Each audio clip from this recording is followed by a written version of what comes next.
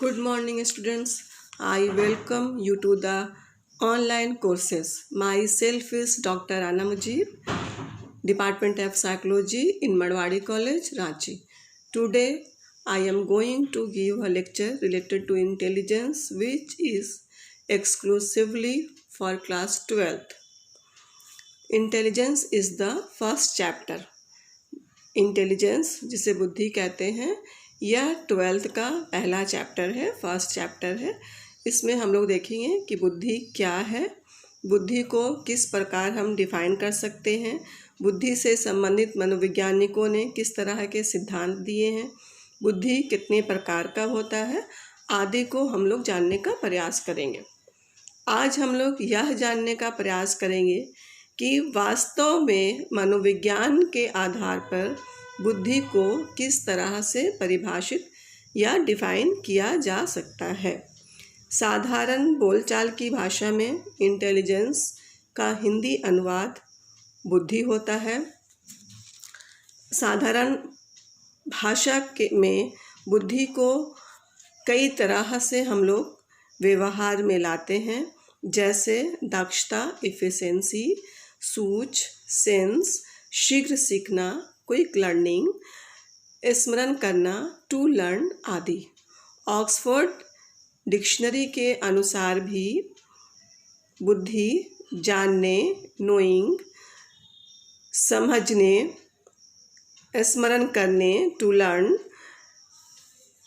प्रत्यक्षण करने या प्रत्यक्षीकरण करने, परसीविंग करने, परसीव करने, हम कुछ भी कह सकते हैं, परसीविंग भी हो जाएगा, परसीव भी हो जाएगा, यहाँ पर की क्षमता होती है। लेकिन मनोवैज्ञानिकों के विचार बिल्कुल अलग हो जाते हैं। प्रारंभिक मनोवैज्ञानिकों ने जानने, समझने, सीखने और प्रत्यक्षण करने की क्षमता आदि गुणों का उपयोग बुद्धि को परिभाषित करने में किया है। उदाहरण अगर लिया जाए तो उदाहरण के लिए अल्फ्रेड बी ने उन्होंने 1910 में बुद्धि को उत्तम ढंग से तर्क करने, रीजन वेल, उत्तम ढंग से समझने, अंडरस्टैंड वेल तथा उत्तम ढंग से निर्णय करने, जज वेल की क्षमता के रूप में परिभाषित किया है। कुछ मनोवैज्ञानिकों ने मानसिक क्षमता को बुद्धि मापने में आधार बनाया, तो कुछ मनोवैज्ञानिकों ने बुद्धि को वातावरण के साथ समायोजन या एडजस्ट करने की क्षमता कहा। लेकिन इन सारी परिभाषाओं को देखा जाए तो ये परिभाषाएं अपने आप में पूर्ण नहीं होती हैं। इनमें कोई भी तर्क बुद्धि को पूर्ण रूप से परिभाषित नहीं कर पाया है। इन सारे तथ्यों को देखते हुए, इन सारे फैक्ट्स को देखते हुए वेशलर नामक मनोवैज्ञानिक ने बुद्धि की एक परिभाषा दी, जो एक सटीक और अच्छी परिभाषा मानी जाती है। आज भी बुद्धि के परिभाषाओं में सबसे पहले वेशलर का नाम लिया जाता है। उन्होंने मेजरमेंट ऑफ एडल्ट इंटेलिजेंस 1939 में बुद्धि के लिए कहा। इन्वर्टेड कॉमा में आप परिभाषा लिखेंगे, इन्वर्टेड कॉमा स्टार्ट, व्यक्ति के द्वारा किसी उद्देश्य की पूर्ति के लिए कार्य करने, तर्कपूर्ण चिंतन करने तथा अपने वातावरण में उचित एवं प्रभावपूर्ण ढंग से समायोजन करने की संपूर्ण या सार्वभौम क्षमता ही बुद्धि है।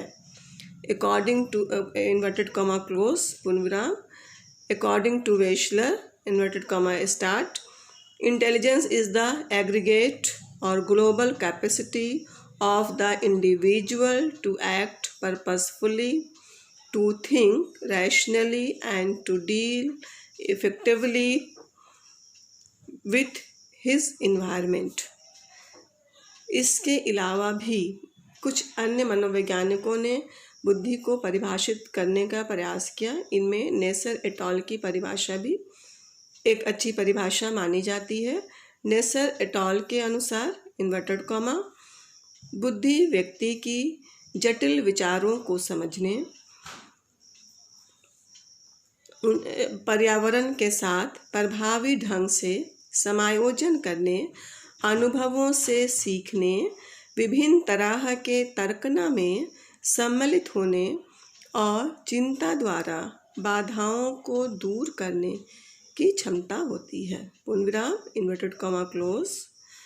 According to Neisser et al, Neisser का स्पेलिंग NEISSER, डैश देकर inverted comma, intelligence is the individual ability to understand complex ideas, to adopt effectively to the environment, to learn from experience, to engage in various forms of reasoning, and to overcome obstacles by taking thought. Full stop, inverted comma close. इन परिभाषाओं का जब हम विश्लेषण करते हैं, इन परिभाषाओं को जब हम एनालिसिस करते हैं, तो हमारे सामने कई तथ्य प्राप्त होते हैं, कई बातें स्पष्ट होती हैं, जिसके अनुसार कहा जाता है कि बुद्धि व्यक्ति की एक सार्वभौम क्षमता है। Intelligence is the global capacity of the individual. दूसरे, बुद्धि द्वारा उद्देश्यपूर्ण क्रियाएं की जाती हैं। Intelligence involves purposeful actions. बुद्धि के द्वारा चिंतन होता है। Intelligence involves logical thinking. इसके अतिरिक्त बुद्धि प्रभावपूर्ण ढंग से समायोजन में मदद करती है। Intelligence helps in effective adjustment. इस तरह से जब हम देखते हैं तो हमारे जीवन यापन करने के लिए जितने भी हमारे क्षेत्र हैं, इन सभी में बुद्धि प्रभावपूर्ण ढंग से एक व्यक्ति के ऊपर अपना छाप छोड़ जाता है। बुद्धि को अगर सही तरह से हम यूटिलाइज नहीं करेंगे, सही तरह से उपयोग नहीं करेंगे, तो हम किसी भी क्षेत्र में सफल नहीं हो सकते हैं।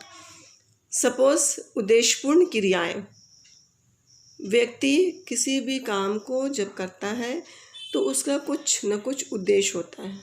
बिना उद्देश्य के, विदाउट किसी एम्स के, किसी गोल्स के, हम लोग अपनी ज़िंदगी में आगे नहीं बढ़ सकते हैं।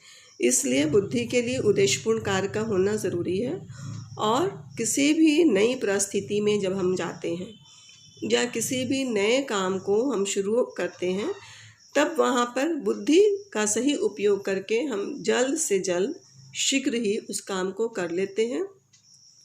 यदि हम बुद्धि का सही तरीके से उपयोग नहीं करते हैं तो हम किसी भी क्षेत्र में पीछे रह जाते हैं, सफल नहीं हो पाते हैं।